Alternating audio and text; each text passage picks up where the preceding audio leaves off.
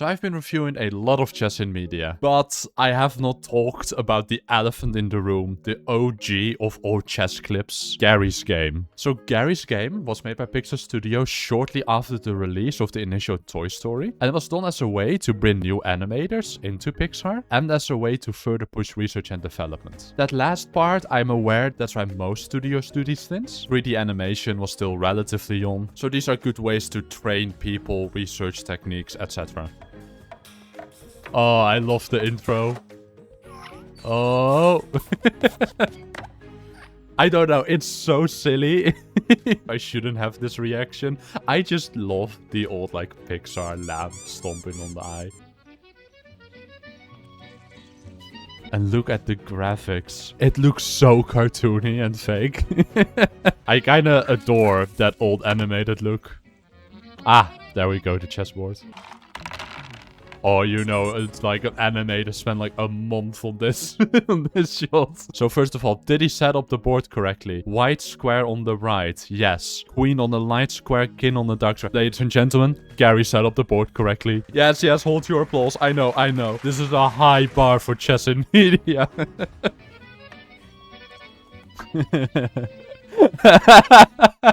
Sorry, the white shot just cracked me up. Okay, start with a king's pawn opening, which is the most common opening in all of chess. So this is the master database. 45% of all games start with e4. And then if we go to the lead chess database, which is just all the plebeians, like 4.6 billion games with e4 compared to 2 billion with d4. Man, these are crazy numbers of chess games that have been played. And as you can see, he switches sides.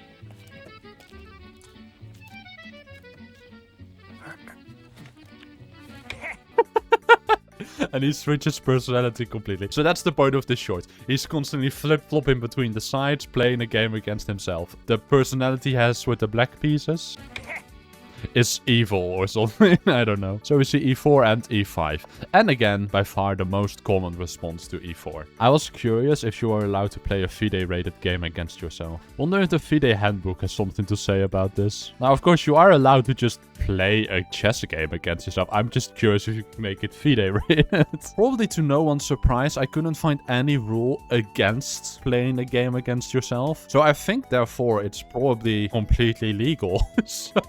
now we're switching side again. Very good, Geri. Very good.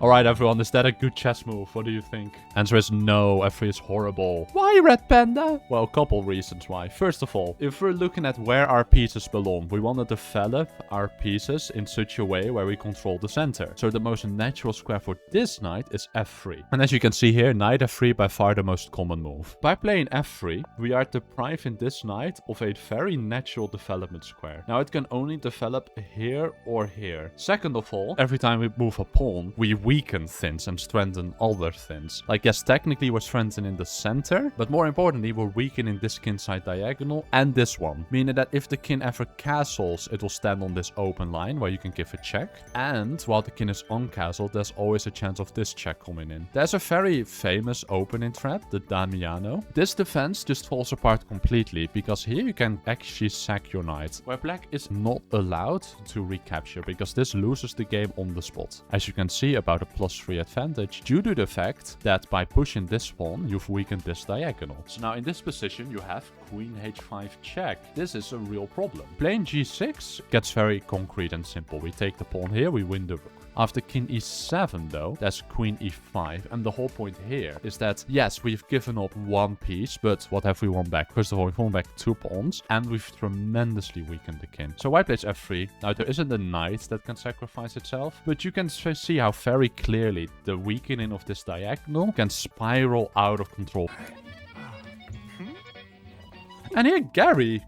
He's such a sly little guy. And he played d5. d5 is a strong move, though. Because while white isn't contesting your central position, yeah, put 2 pawns in the middle. Turns out there isn't a great way to meet this move. There's a threat of taking over here and giving this check, which just completely wins the game. So that leaves you with 2 options. Either take over here or defend your e-pawn some way. Now, on first glance, it might seem very sensible to play a move like knight c3. Now, of course, if you take this check, doesn't really do anything. anything because after g3 we cannot take e4. So this provokes black into pushing the pawn so that after knight e2 the center is locked. However, the big problem with this is that, let's say we play a move like d3, which just seems somewhat logical. We are incredibly passive. Like, this bishop is locked behind the pawn chain. The knight can't come over here. This sucks. Like, this is really bad. Therefore, the best way to meet this is by taking over here, which initially might seem like a really good move for white because we're dragging the queen out and we can score some development against it. Here you should play a move like queen e6 to keep the bishop from developing to this natural c4 square. But now we have a very awkward situation where white's king is stuck in the middle and has trouble completing kinside development because he can't play knight f3, and castling over there is also kind of dangerous. So if your best response is opening the position up while weakening your king's position, you know you've messed up.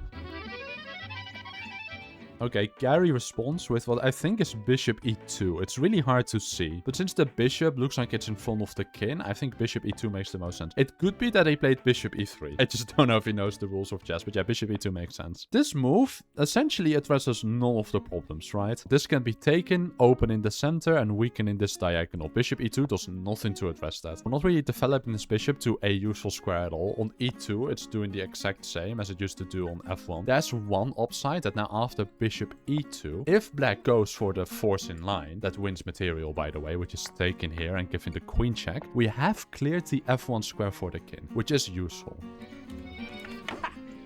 He develops his knight. So yeah, he doesn't go for the line with this check, which picks up the pawn. Instead, he plays knight e6, which, by the way, the computer much prefers. The computer really likes bishop c5, which makes sense. White has weakened this diagonal, so we're trying to quickly put a piece there. But knight e6 is another move the computer really likes. Presumably, we're trying to get this knight into like d4. So again, by far the most natural move here is taking this pawn. Notable alternatives, I suppose, to include bishop e5. Although, if you wanted to play bishop e2 on the previous move, now deciding to move it again doesn't seem very human to me. I understand why it's the best move, because this bishop couldn't develop to a natural b5 square on the last move because of c6. But now that knight c6 has been played, like, yeah, I could do this. Now I can get rid of my sort of awkward light square bishop, set up in this pyramid, and this position isn't that horrible. It's still bad. Black is a lot better, but like, yeah, we've given up our light square bishop, setting up on the light squares. It's somewhat more sensible.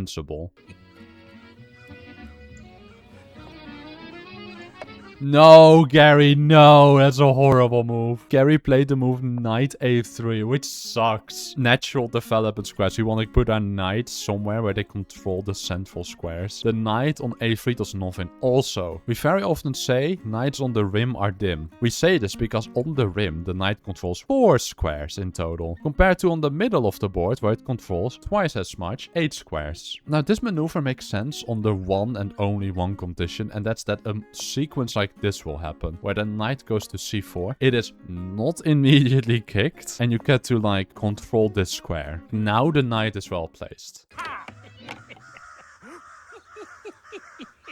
Geri took Geri's knight, and then he's laughing at Geri. Geri took Geri's knight, and is now mocking Geri.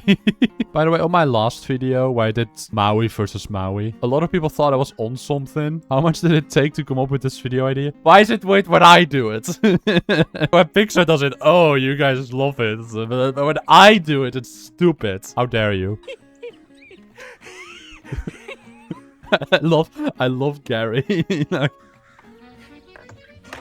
oh no. Also notice how that bishop teleported back to f1. So what happened here? Geri played pawn d4, which is an awful move. Your piece was just taken. You have to take back. Now you're just going to be down material, right? Geri played knight takes knight, but also Geri's bishop teleported away before Geri made a move in order to address Geri's threat of taking Geri's bishop. So I don't understand what's going on anymore. So now the board looks like this again, where knight takes knight was played. Now Geri's in shock by Geri's last move and decides to develop Geri's knight out, and then Geri takes another piece from Geri. And then in one frame, we see Geri taking Geri's pawn with his light square bishop, which is confusing to me, because that's also a light square bishop under his sleeve. Meaning that now Geri has 2 light square bishop, and Geri took Geri's pawn with Geri's bishop, attacking Geri's queen and Geri's pawn, but Geri can take Geri's bishop with Geri's pawn. This bit has gone on for too long, hasn't it? I'm sorry. He's in shock. Oh no. Yeah, I can't recreate all these board positions we just saw. Geri looks devastated. Oh no. Oh, I love him. So next time we see the board position, it looks a little bit like this. Black is up a grand total of 25 points of material. And they played queen takes queen, which should end the game in 1. I don't think we ever saw Geri like recapture anything. This game is just over. They takes the queen. Geri takes Geri's queen. It's over. It's over.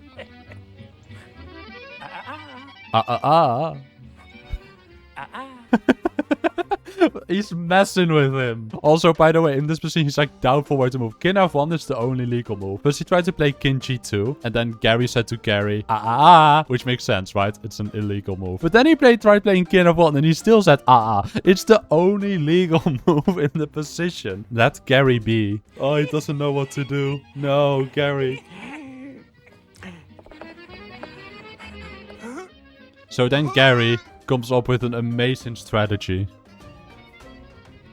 He fakes a heart attack so well that he convinces himself to help himself from the heart attack he's faking to trick himself into beating himself into a chess game. Truly genius. Poor Geri. And then...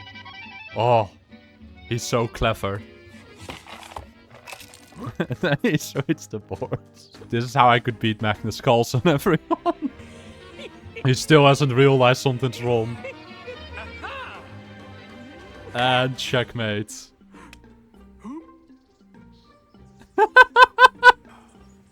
And he resigns.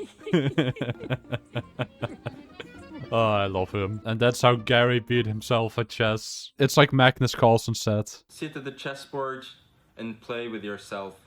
It's amazing. Okay. Yeah. Well, Geri sure did. Written and directed by Jan Pankaifa. He was the co-director and co-writer for Ratatouille. Oh. Oh, Ratati Panda, I heard you were good at the chess. Please, hide under me hat. You see, I need to impress mi amore. Okay, so how about rather than kidnapping me, you just, I don't know, practice some chess? Practice the chess. How can I do that? Oh my goodness. A buddy in the military told me about Chess Instinct. It's this video sponsor. What is the Chess Instinct? Well, it's a free puzzle app. I mean, it has a paid version, but you can also have, it's optional.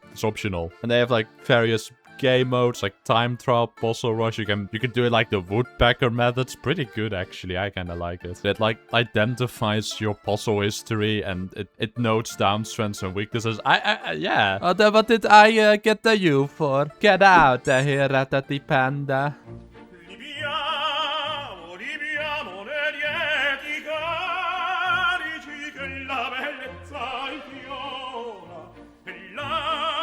Link is in the description, only available on Google Play. So yeah, that would be all for me today. I really hope you liked this video. If you did, you know, it would be like good for both of us that if you subscribe, because then I get a subscriber and you get more videos. You know, we could make something happen here, eh?